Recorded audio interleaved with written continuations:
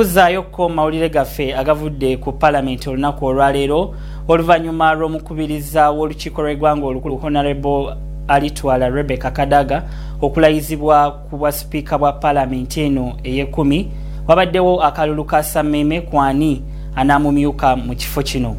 Jacob Oulanyah ng'abadde avuganya ne Muhammad Nsereko bagwanganye ku bululu 131 ng'ate ye Muhammad Nsereko afunye obululu 115. Ebisingawo ku mawuli kuggulire lino katubifune mbujjuvu.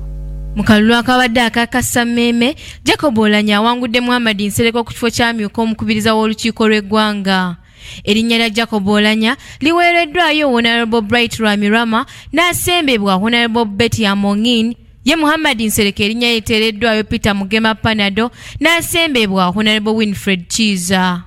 Mukalulu akabadde ak'ekyama, Oulanyah asinze n'obululu 3 ku bululu 416 ye abadde amuvuganya Muhammad Nsereko afunye obululu 115 ng'akamu kokka ke kafudde. Muhammad Nsereko akkiriza obuwanguzi bwa Jacob Oulanyah era n'ategeeza okukolaganira wamu n'obukulembeze obuliwo kati ne yeebaza ababaka abamutaddemu obwesigwa ne bamuwa obululu bwabwe era n'asuubiza nti tajja kubalekerera. Mbagaliza okukola obulungi okusingako embeera gye babadde bakoleramu.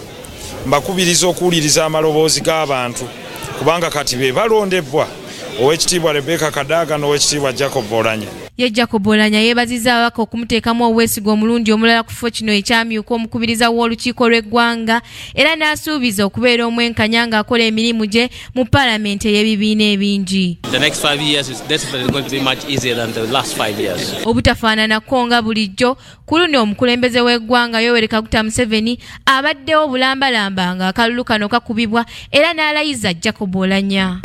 In the office of the Deputy Speaker, and that I will support and uphold the Constitution of the Republic of Uganda as by law established. So help me God. President Yoweri Museveni ayozayozezza Parliament y'omulundi ogw'ekkumi olw'okukuba akalulu kano mu bulambulukufu naye n'asoomooza Muhammad Nsereko ne banne bakiwagi b'ekibiina kya NRM obuteeyibaala okufuuka bakiwagi kubanga ebyobufuzi ebiriwo bya bibiina bingi nga buli muntu alina okubeerako waagwa. And I congratulate you for passing the test. Not the test of supporting Oulanyah, but the test of supporting the Constitution of Uganda.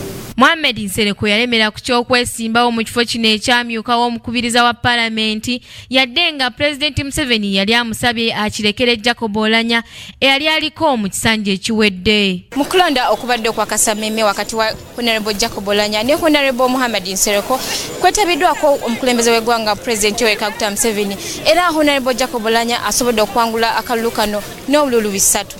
Kingdom TV, Samla Hanifa amalindirire.